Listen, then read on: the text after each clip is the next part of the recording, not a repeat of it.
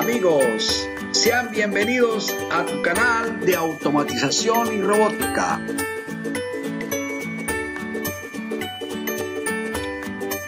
Te habla el ingeniero José de Jesús, especialista en automatización y robótica.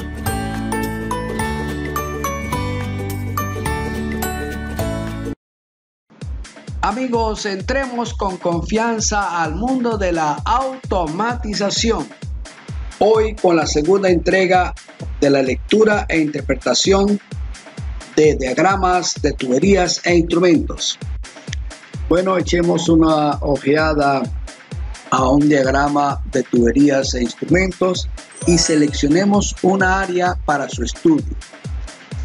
Según la información disponible en el diagrama, este es un horno de carga y observamos que para su correcto funcionamiento se requiere dotarlo de la instrumentación necesaria. En este caso, el proyectista consideró necesario controlar la presión en el cabezal de la torre.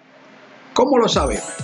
Porque allí se encuentra instalado un lazo de control en realimentación simple o feedback. El objetivo de un lazo de control en retroalimentación es controlar el valor de una variable en el proceso. Me explico. Por ejemplo, controlar la temperatura de un horno, controlar el nivel de líquido en un tanque y, como en este caso, controlar la presión del horno en un valor determinado o en un rango de valores de presión. Un lazo de control en realimentación simple está constituido por los siguientes instrumentos: un elemento primario o sensor, un transmisor de señal. Normalmente estos dos instrumentos están hoy en día juntos y el instrumento se llama transmisor, pero como está conectado al proceso, ese instrumento tiene una parte sensórica que capta el valor de la variable y transforma el valor leído de la variable en otro de naturaleza diferente, normalmente eléctrico-electrónico, de 420 mA de corriente continua, de 0 a 20 mA de corriente continua o de 0 a 10 voltios DC. En otros videos explicaré detalladamente el funcionamiento de un transmisor. El siguiente instrumento es el controlador, el cual se encuentra normalmente ubicado en un tablero. El controlador recibe la señal enviada por el transmisor correspondiente al valor de la variable que se está midiendo. En este caso es la presión en el cabezal de la torre.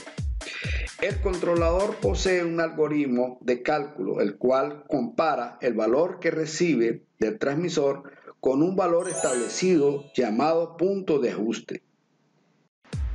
Producto de la comparación del punto de ajuste o set point con la magnitud de la variable medida o VP, se obtiene el error de control. Entonces, el error de control es la diferencia existente entre el valor de proceso y el set point o punto de ajuste. Una vez obtenido el valor del error, el controlador calcula la salida de control mediante el valor del error y un algoritmo matemático llamado ecuación de Stefanovic, de la cual estaremos hablando a profundidad en videos posteriores.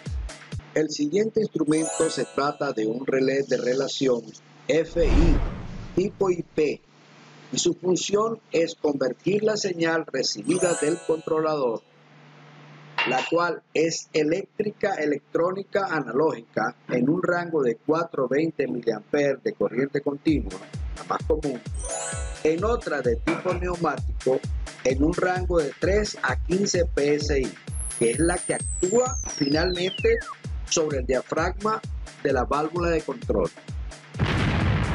Y de último se encuentra el elemento final de control, que por excelencia es la válvula de control.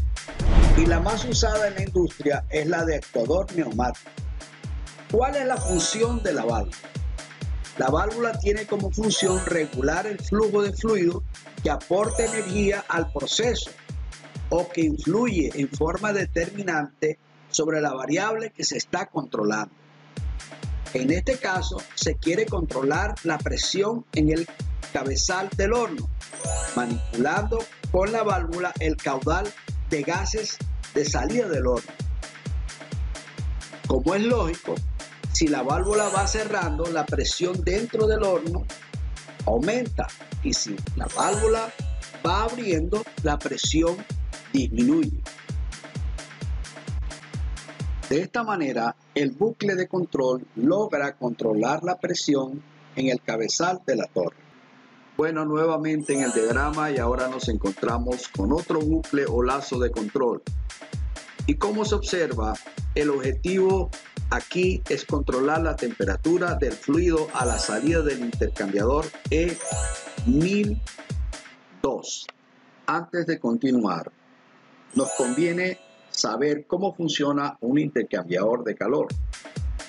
El intercambiador de calor tiene como finalidad transferir el calor de un fluido más caliente a uno menos caliente.